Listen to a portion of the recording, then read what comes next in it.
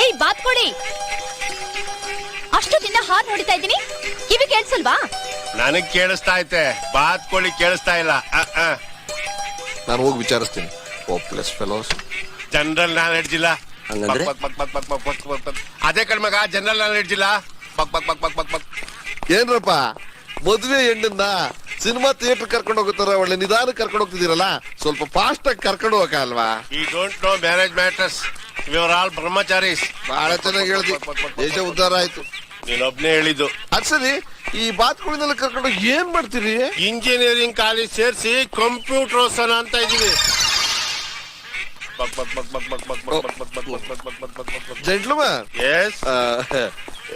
ಹೀಗೆ ಹೋದ್ರೆ ಪಾಂಡುಪುರ ಬರುತ್ತಾ? ಹಿಂಗೇ ಹೋದ್ರೆ ಕೈ ನೋವು ಬರ್ತದೆ.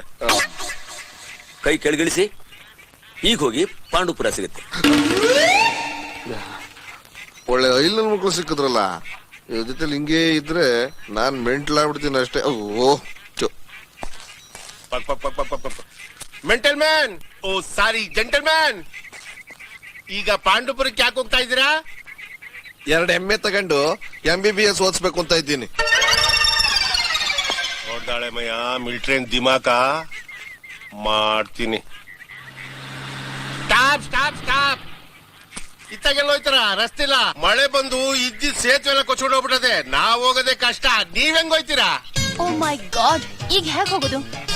ಬೇರೆ ದಾರಿ ಇಲ್ವಾ?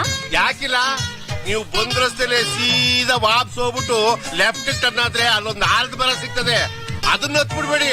ಅದರಿಂದ ರೈಟ್ ಟರ್ನ್ ಆದ್ರೆ ಅರ್ಶನ ಬಣ್ಣದ ಪಾಂಡುಪುರ ಅಂತ ಬೋರ್ಡ್ ಇರ್ತದೆ. ಅದ್ ಯಾವ ಕಡೆಗ್ ಮಕ ಹಾಕೊಂಡದು ಆ ಕಡೆಗ್ ಸೀದಾ ಹೋಗ್ಬಿಟ್ರೆ ಪಾಂಡುಪುರದ ಒಳಗೆ ಹೋಗ್ಬಿಡ್ತೀರಾ. ಓಕೆ, ಥ್ಯಾಂಕ್ಸ್ ಬಾತ್ ಕೊಡಿ. ನಾಟ್ ಮೆಣಸಿನ್ಕಾಯಿ. ಅವಯ್ಯ, ಏನಿದು ಫಿಟ್ಟಿಂಗು? ಮತ್ತೆ ಎಮ್ಮೆ ತಗೊಂಡು MBBS ಓದ್ಸೋ ನನ್ನ ಮಗ ಅಲ್ವಾ ಅವನು. ₹1 ಕಾಯಿನ್ ತಗೊಂಡು ಜೇಬಿನ ಮ್ಯಾಕೆ ನುಣ್ಣು